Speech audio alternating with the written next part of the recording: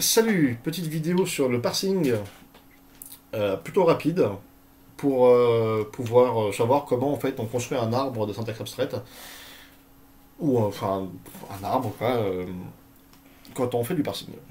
Quel peut être le lien qu'il y a entre les structures de données en interne de votre programme et puis la syntaxe extérieure. On va faire ça très simplement avec une opération mathématique. On a a plus b fois c. L'objectif, c'est d'effectuer l'opération. Et si on regarde ce que l'on fait en mathématiques, donc on a d'abord la multiplication à faire parce que sa priorité est supérieure, et ensuite l'addition entre A et le résultat de B fois C. Ça veut dire qu'on est en mesure de représenter cette opération sous la forme suivante.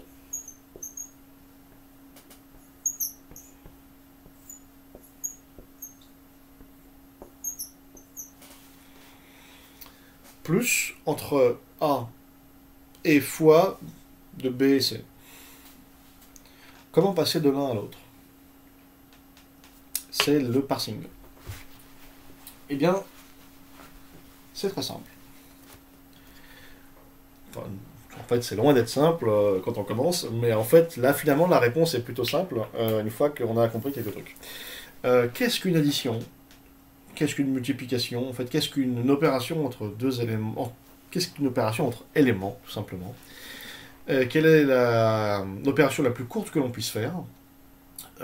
Comment elle s'enchaîne, etc. Ce sont les questions à poser. La première question, vraiment qui est importante, c'est finalement c'est quoi une opération minimale? Alors on ne va pas considérer des numéros, on va utiliser A, B et C parce que c'est pratique. Du coup, c'est quoi la plus courte opération qu'on puisse faire? Alors on entend très souvent 1 plus 1, voilà, enfin en gros deux opérants d'une opération, un opérateur. Mais en fait non, c'est juste une opérande. Par exemple, A, c'est une opération valide. Ce résultat c'est A. Ça veut dire quoi? Ça veut dire que si on veut la rendre plus complexe, il faut forcément rajouter un opérateur et une opérande. Donc on a l'opération minimale, potentiellement suivie de l'opérateur plus pour faire une addition, et d'une autre opérande. L'étoile, ça veut dire 0 ou plus. Donc on a A, puis 0 ou plus fois plus B. Si on écrit ça en C, ça veut dire quoi? Ça veut dire que si j'écris une fonction, qui s'appelle add,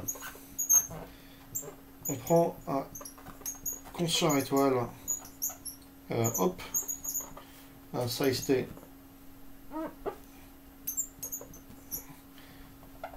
i, enfin un pointeur sur size t, i,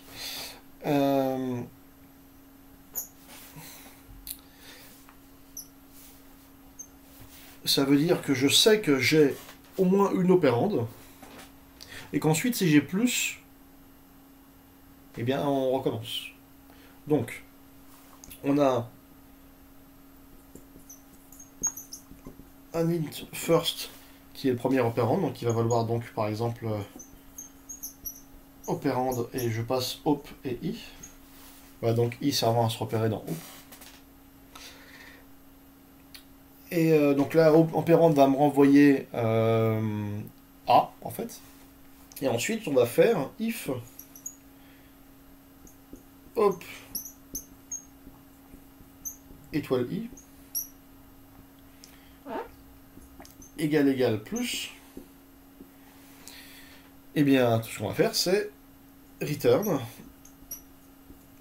first plus add avec en paramètre hop et étoile de i incrémentée de 1.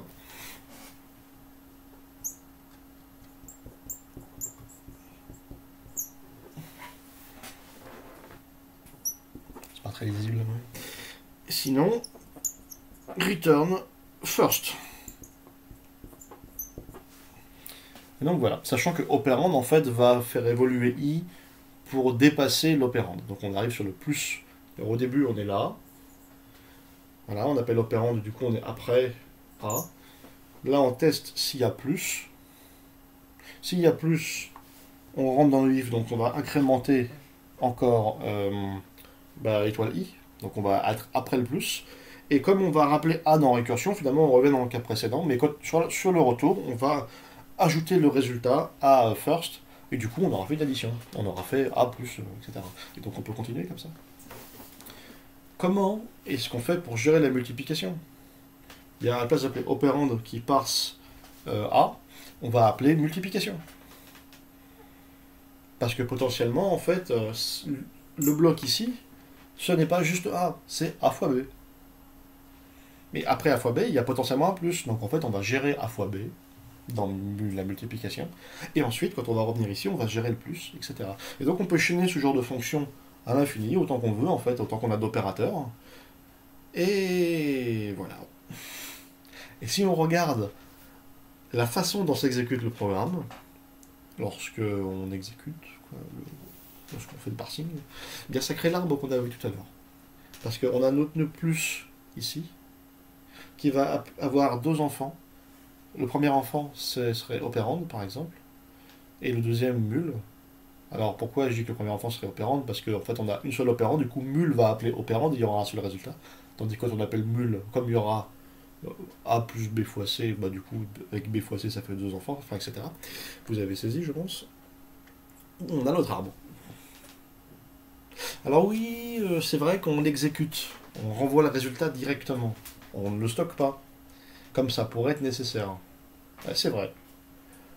Mais c'est pas un vrai problème. C'est-à-dire qu'en fait, à la place de faire l'opération, vous pouvez stocker ça dans un arbre, et finalement c'est la même mécanique, c'est juste que par derrière, on fait pas la même chose. On peut très bien vouloir calculer plus tard parce qu'on voudra optimiser des choses, parce qu'en fait on passe pas une opération mathématique, mais je sais pas, du C, du balbolge, je sais ce que vous voulez.